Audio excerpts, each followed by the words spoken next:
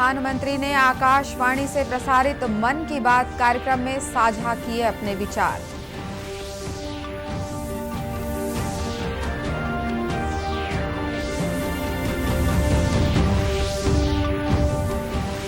राष्ट्रपिता महात्मा गांधी की 74वीं पुण्यतिथि आज, राष्ट्रपति प्रधानमंत्री ने दी श्रद्धांजलि।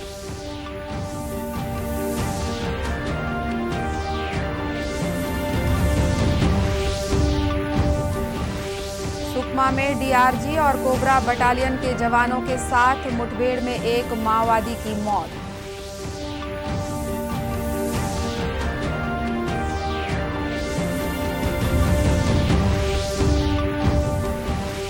और प्रदेश में शीतलहर की स्थिति, अधिकांश जिलों में की गई अलाव की व्यवस्था।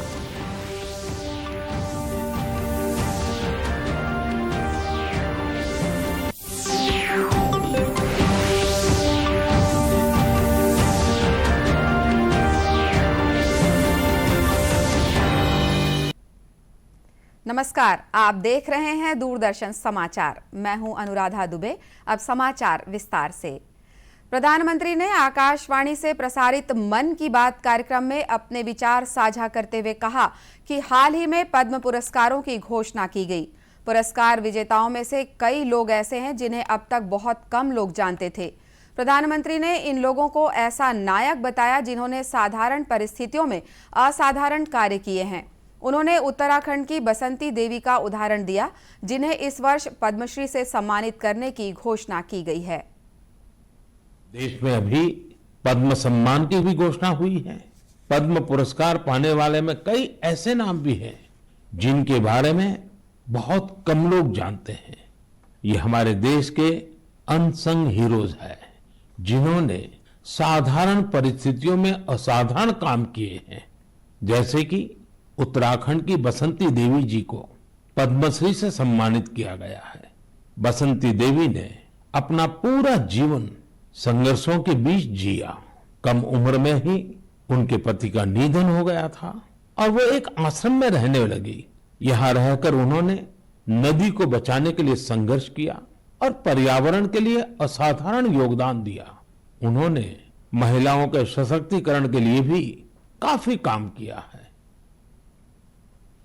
प्रधानमंत्री ने मणिपुर की 77 वर्ष की लोरेम्बम बीनो देवी का भी उल्लेख किया, जो दशकों से मणिपुर की लिबा वस्त्र कला का संरक्षण कर रही हैं। श्री मोदी ने मध्य प्रदेश के अर्जुन सिंह का भी उदाहरण दिया, जिन्हें बैगा आदिवासी नृत्य कला के लिए पद्मश्री से सम्मानित किया जाएगा। कर्नाटक के किसान अमई महालिंग नायक को भी पद्मश्री से सम्मानित करने की घोषणा की गई है। कुछ लोग अमई को टनल मैन भी कहते हैं। प्रधानमंत्री ने प्रसन्नता व्यक्त की कि 1 करोड़ से अधिक बच्चों ने उन्हें मन की बात पोस्टकार्ड के जरिए संदेश लिखे। ये पोस्टकार्ड देश विदेश के विभिन्न भागों से भेजे गए हैं। उन्होंने कहा कि इन पोस्टकार्ड से पता चलता है कि देश के भविष्य के लिए नई पीढ़ी का दृष्टिकोण कितना व्यापक है। प्रधानमंत्री ने मन की बात के श्रोताओं के लिए पोस्टकार्डों पर लिखे कुछ संदेश भी पढ़कर सुनाए। कई सुझाव भी देते हैं। इसी श्रृंखला में कुछ ऐसा हुआ है जो मेरे लिए अविस्मरणीय है। मुझे 1 करोड़ से ज्यादा बच्चों ने अपने मन की बात पोस्टकार्ड के जरिए लिखकर भेजी है। ये 1 करोड़ पोस्टकार्ड देश के अलग अलग हिस्सों से आए हैं, विदेश से भी आए हैं। समय निकालकर इनमें से काफी पोस्टकार्ड को मैंने पढ़ने का प्रयास किया है। इन पोस्टकार्ड्स में इस बात के दर्शन होते हैं कि देश के भविष्य के लिए हमारी नई पीढ़ी की सोच कितनी व्यापक और कितनी बड़ी है। मैंने मन की बात के श्रोताओं के लिए कुछ पोस्टकार्ड छांटे हैं, जिन्हें मैं आपसे शेयर करना चाहता हूं। जैसे यह एक असम के गुवाहाटी से रिद्धिमा स्वर्गियारी का पोस्टकार्ड है। रिद्धिमा क्लास 7th की स्टूडेंट है और उन्होंने लिखा है कि वो आजादी के 100वें साल में एक ऐसा भारत देखना चाहती हैं जो दुनिया का सबसे स्वच्छ देश हो, आतंकवाद से पूरी तरह से मुक्त हो, 100% साक्षर देशों में शामिल हो, 0 एक्सीडेंट कंट्री हो और सस्टेनेबल तकनीक से फूड सिक्योरिटी में सक्षम हो। प्रधानमंत्री ने बापू की शिक्षाओं को भी याद किया। साथ ही राष्ट्रीय समर स्मारक का जिक्र करते हुए शहीदों को श्रद्धांजलि भी दी। राष्ट्रपिता महात्मा गांधी की 74वीं पुण्यतिथि पर आज राष्ट्र उन्हें श्रद्धांजलि अर्पित कर रहा है। इस दिन को शहीद दिवस के रूप में भी मनाया जाता है। 1948 में आज ही के दिन महात्मा गांधी की हत्या कर दी गई थी। राष्ट्रपति रामनाथ कोविंद और प्रधानमंत्री नरेंद्र मोदी सहित कई गणमान्य व्यक्तियों ने दिल्ली स्थित राजघाट पर महात्मा गांधी की समाधि पर माल्यार्पण कर उन्हें श्रद्धांजलि दी। इस अवसर पर सर्वधर्म प्रार्थना सभा का भी आयोजन किया गया।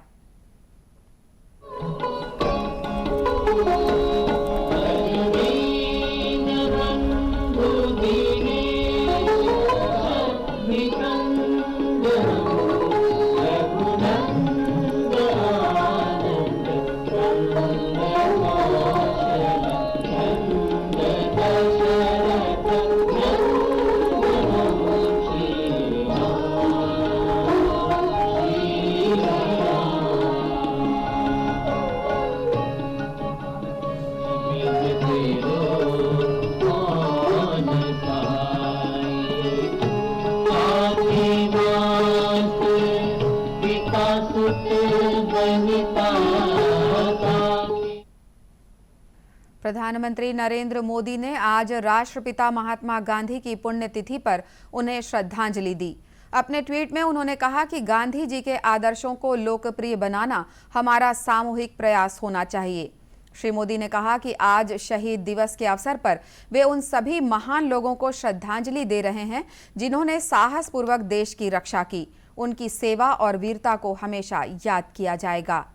राज्यपाल अनुसुईया उइके ने राष्ट्रपिता महात्मा गांधी की पुण्यतिथि के अवसर पर उन्हें नमन किया है। राज्यपाल ने कहा है कि महात्मा गांधी ने मातृभूमि की सेवा के लिए सर्वस्व अर्पित कर दिया। उनके आदर्श और विचार देश सहित पूरी दुनिया के लिए आज भी प्रासंगिक हैं। हमें उनके आदर्शों को अपने व्यवहार और आचरण में उतारने की जरूरत है।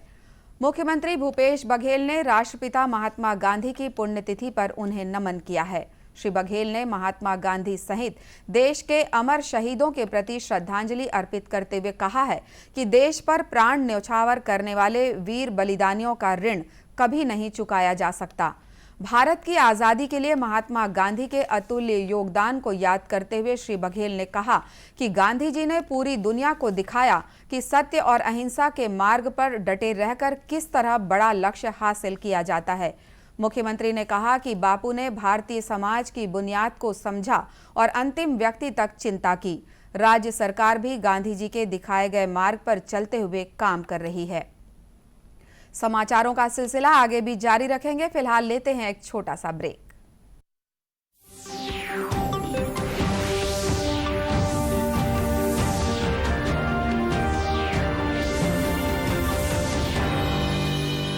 देखिए, अगर आपको रिजर्व बैंक ऑफ इंडिया या किसी संस्था के नाम पे बिना मांगे बड़ी रकम जैसे कि लॉटरी हो, टैक्स रिफंड हो का ऑफर मिलता है तो उस पर बिल्कुल भरोसा ना करें। रकम को पाने के लिए ना तो अपने बैंक अकाउंट की जानकारी शेयर करें और ना ही कोई धनराशि जमा करें। ऐसे जितने भी मैसेजेस हैं उनको आप बिल्कुल अनदेखा कर दीजिए, क्योंकि आरबीआई कहता है जानकार बनिए, सतर्क रहिए।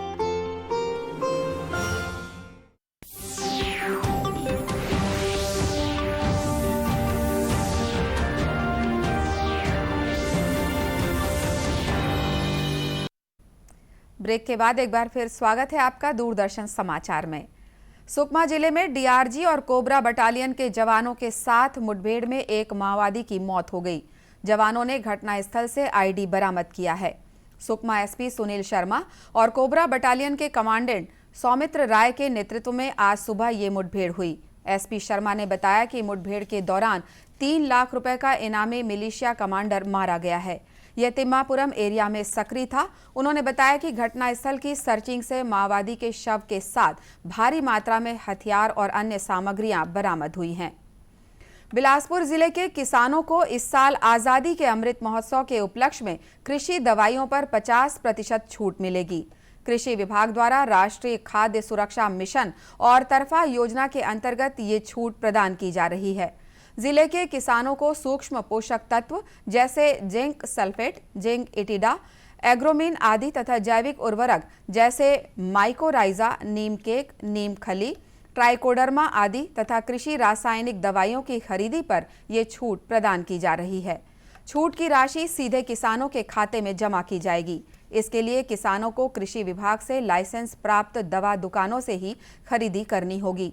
जिले के किसानों को छूट प्राप्त करने के लिए आवश्यक दस्तावेज जैसे पंजीकृत सहकारी और निजी संस्था से खरीदे गए दवा, रसायनों आदि के बिल की मूल प्रति, जमीन का खसरा 5 साल तथा B1 की प्रति, बैंक पासबुक की छाया प्रति, आधार कार्ड की छाया प्रति प्रस्तुत करनी होगी।